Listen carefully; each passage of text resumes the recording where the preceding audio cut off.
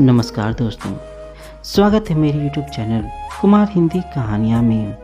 दोस्तों, आज हम सुनेंगे कहानी दो मेढकों की एक प्रेरणादायक कहानी, जिसमें एक पतला था और दूसरा मोटा। दोनों जंगल की एक छोटे से तालाब में साथ रहा करते थे। बचपन के दोस्त थे। दोनों साथ में ही खेलते कूदते बड़े हुए थे। वे दोनों दिन भर तालाब में कूदते उछलते गप्पे मारते और मस्ती किया करते थे। उन दोनों को ही तालाब के आसपास के इलाकों में नई नई जगहों पर जाकर घूमना अच्छा लगता था। एक दिन ऐसे ही साथ में घूमते हुए दोनों जंगल के बाहर एक खेत में पहुंच गए। वहां उन्होंने देखा कि एक ग्वाला अपने गाय से दूध निकाल रहा था। उन्होंने कभी भी किसी को ऐसे दूध निकालते हुए नहीं देखा था। ग्वाले ने दूध निकालकर एक बाल्टी में भरकर रख दिया। वे दोनों उस दूध को देखकर बड़े आश्चर्य में थे, क्योंकि उन्होंने आज से पहले यह कभी नहीं देखा था। उन्होंने तो जंगल में केवल तालाब का गंदा पानी ही देखा था। कुछ देर सोचने के बाद उन दोनों ने डिसाइड किया कि इस सफ़ेद पानी में तैरने का मज़ा ही कुछ और होगा। यह सोचकर उन दोनों ने एक साथ उस बाल्टी में छलांग लगा दी। वहाँ जाकर वे देखते हैं, अरे वाह, सफ़ेद पानी! हमने तो यह कभी देखा ही नहीं। यह क्या चीज़ होती है? दोनों को मज़े करने तो पसंद थे ही। वे दोनों वहीं मस्ती करने लग जाते हैं। वे तैर रहे होते हैं, कभी वे गोता मार रहे होते हैं। खूब उछल कूद करने के बाद, पूरे मज़े करने के बाद, वो जो मोटा वाला मेढक होता है वो कहता है, चल यार, अब घर जाने का टाइम आ गया, जंगल वापस चलते हैं। वो मेढक भी कहता है, हाँ यार, चल वापस चलते हैं। वे दोनों बाल्टी से बाहर छलांग लगाने की कोशिश करने लगे, पर वह बाल्टी बहुत बड़ी होती है। वे छलांग लगा नहीं पाते। वे दोनों बाल्टी के किनारे जाकर बाल्टी की दीवारों से छलांग लगाने की कोशिश करते हैं, पर वे देखते हैं कि वहाँ बहुत ज़्यादा फिसलन है। वे जब भी कूदने की कोशिश करते हैं, उनके पैर फिसल जाते हैं। उन्होंने लगातार कई बार प्रयास किया, कभी बाल्टी के बीच से तो कभी बाल्टी के किनारे, उनके दीवारों के सहारे कूदने का, लेकिन दूध की चिकनाहट और उसकी फिसलन की वजह से वे बाल्टी से बाहर नहीं निकल पा रहे थे। अब जो वह पतला वाला मेढक होता है, वह मोटे मेढक को बोलता है, भाई देख, निकलना तो है हमें इस बाल्टी से बाहर, इसलिए हमें कोशिश तो करती रहनी पड़ेगी। पर हमने बहुत बार कोशिश करके देख ली, इसलिए मुझे लगता है हम खुद इस बाल्टी से बाहर नहीं निकल पाएंगे, क्योंकि यहाँ बहुत ज़्यादा फिसलन है। तो हम क्या करते हैं, हम तैरते रहते हैं। अगर हम तैरते रहेंगे तो कोई न कोई यहाँ आकर हमें बाल्टी से बाहर निकाल ही देगा। मोटा मेढक उस पतले मेढक की बात मान लेता है और दोनों तैरते रहते हैं। 1 घंटा, 2 घंटे, 3 घंटे हो गए। वे तैरते रहते हैं, मगर कोई आकर उन्हें बाल्टी से बाहर नहीं निकालता। अब जो मोटा मेढक होता है, वह तैरते तैरते थक जाता है। वह कहता है, भाई अब मैं और पैर नहीं चला पाऊंगा। कई घंटों से तैरते तैरते मैं थक चुका हूँ।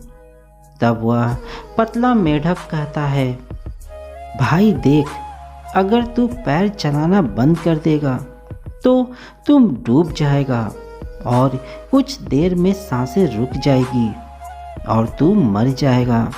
हमें मरना नहीं है भाई, तू पैर चलाता रहा। वह मोटा मेढक थोड़ी देर तक और पैर चलाता है, फिर कहता है, भाई देख, हमने बहुत साथ दिया है एक दूसरे का। हम दोनों बचपन के दोस्त हैं, आपस में बहुत मस्ती की, हंसी ठिठोली की, हमेशा साथ रहे। लेकिन मुझे लगता है कि आज यह सब खत्म होने वाला है। आज हो सकता है कि यह मेरी ज़िंदगी का आखिरी दिन हो। मैं और मेहनत नहीं कर सकता, मैं अब और पैर नहीं चला सकता, और अब शायद मैं डूबकर मर जाऊंगा। और उस पतले मेढक की आंखों के सामने उसका वो बचपन का दोस्त डूबकर मर जाता है। यह सब देखकर वह पतला मेढक और ज़्यादा तेज़ी से पैर चलाने लगता है। उसके अंदर आग लग जाती है कि अब कैसे भी करके मुझे इस बाल्टी से बाहर निकलना ही है। मुझे हार नहीं माननी। अगर मैंने भी हार मान ली तो मैं भी मर जाऊंगा। उसकी आंखों से आंसू निकल रहे हैं और वह और तेज पैर चलाने लग जाता है। लेकिन जैसा कि हम सब जानते हैं कि अगर थोड़ी देर तक दूध को चलाया जाए तो उसमें से मक्खन बाहर आने लग जाता है।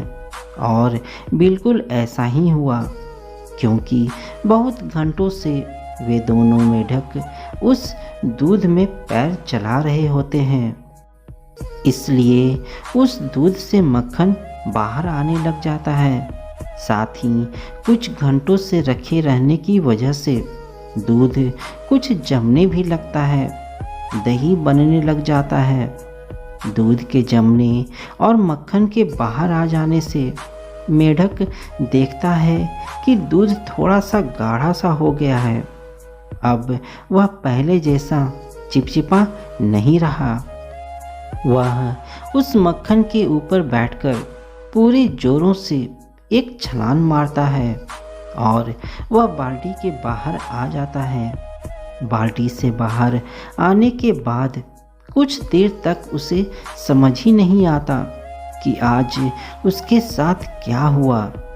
उसका सबसे अच्छा दोस्त, उसका बचपन का यार आज उसकी आंखों के सामने डूबकर मर गया था। और उसकी मौत क्यों हुई? क्योंकि उसने हार मान ली। अगर वह भी थोड़ी देर तक और पैर चलाता रहता, हार ना मानता, तो आज वह भी जिंदा होता। वह पतला मेढक बाहर निकलने के बाद जंगल जाता है। जंगल में जाने के कुछ दिनों बाद वह मेढक एक मेढकी के साथ शादी कर लेता है। शादी के बाद उसके बच्चे होते हैं।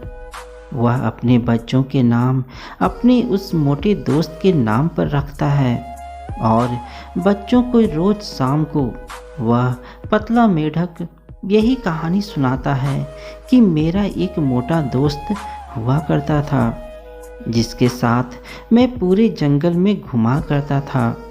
हम सुबह से शाम तक खेला करते थे। एक दिन हम दोनों एक बाल्टी में गिर गए जिसमें दूध था और मेरा जो दोस्त था उसने हार मान ली। क्योंकि उसने हार मान ली इसलिए वह मारा गया। मैं तुम बच्चों को भी यही सिखाना चाहता हूँ कि ज़िंदगी में चाहे कुछ भी हो जाए लेकिन कभी हार ना मानना। अगर तुम लोगों ने भी हार मान ली तो तुम्हारा भी वही हाल होगा जो मेरे दोस्त का हुआ। दोस्तों, इस कहानी से हम सीख सकते हैं कि दूध का दही ज़रूर बनेगा लेकिन उसमें वक्त लगता है, और अगर हमने वक्त से पहले हार मान ली तो हमारा भी वही हाल हो सकता है।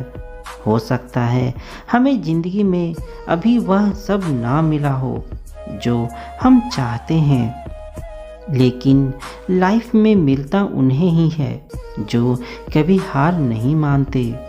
यह भी हो सकता है कि हमें वह सब ना मिले जिसे हम हासिल करना चाहते हैं, लेकिन हमसे यह सुकून कौन छीन पाएगा कि हमने उस चीज़ को पाने के लिए आखिरी दम तक प्रयास किया। दोस्तों, एक बात हमेशा याद रखें। दोस्तों, हम हारते तब नहीं जब लोग हमसे कहते हैं कि तू हार गया, बल्कि हम हार तब जाते हैं जब हम खुद हार मान लेते हैं। तो दोस्तों, आपको यह कहानी कैसी लगी मुझे कमेंट में ज़रूर बताइएगा। साथ ही मेरे चैनल में नए हैं तो वीडियो को लाइक और चैनल को सब्सक्राइब जरूर कीजिएगा। धन्यवाद दोस्तों।